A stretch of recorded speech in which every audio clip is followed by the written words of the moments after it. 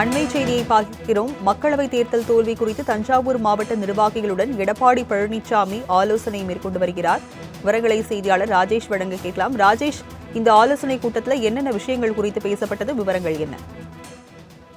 மக்களவை தேர்தலில் தோல்வி எதிரொலி காரணமாக அதிமுக பொதுச் செயலாளர் எடப்பாடி கே பழனிசாமி அந்தந்த நாடாளுமன்ற தொகுதியை சேர்ந்த நிர்வாகிகளுடன் ஆலோசனை மேற்கொண்டு வருகிறார். கடந்த 10ஆம் தேதி இந்த ஆலோசனை கூட்டம் என்பது தொடங்கியது. இன்றும் 19ஆம் தேதி வரைக்கும் நடைபெற இருக்கிறது. இன்று 3வது நாளான இன்று அரக்கோணம், தஞ்சாவூர், மதியத்திற்கு மேலாக திருச்சி உள்ளிட்ட நிர்வாகிகளுடன் அவர் ஆலோசனை மேற்கொள்ள இருக்கிறார்.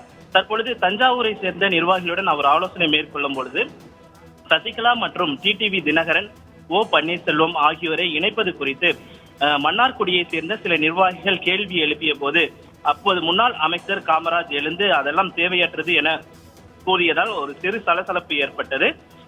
அடுத்து தற்பொழுது எடப்பாடியே அவர்கள் குறித்து பேச வேண்டாம், அவர்களுக்கெல்லாம் முற்றுப்புள்ளி வைக்கப்பட்டு விட்டது.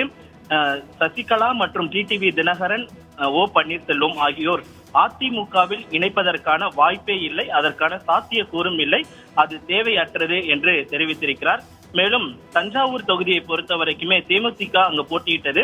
அங்க தஞ்சாவூர் நிர்வாகிகள் கூறிய பொழுது, நாம் வலுவாக இருக்கக்கூடிய இடங்களில் கூட்டணி கட்சிகளுக்கு ஒதுக்குவதை தவிர்க்க வேண்டும். தஞ்சாவூரை பொறுத்த வரைக்கும் அதிமுக வலுவாக இருக்கிறது. அதிமுக அங்கு போட்டியிட்டு இருந்தால் அங்கு தேர்தலுடைய வாக்குப்பதிவு என்பது அதிகரித்திருக்கும். ஆனால் தேமுதிகவிற்கு ஒதுக்கப்பட்டதால் நமக்கு வாக்கு சதவீதம் குறைந்து விட்டது.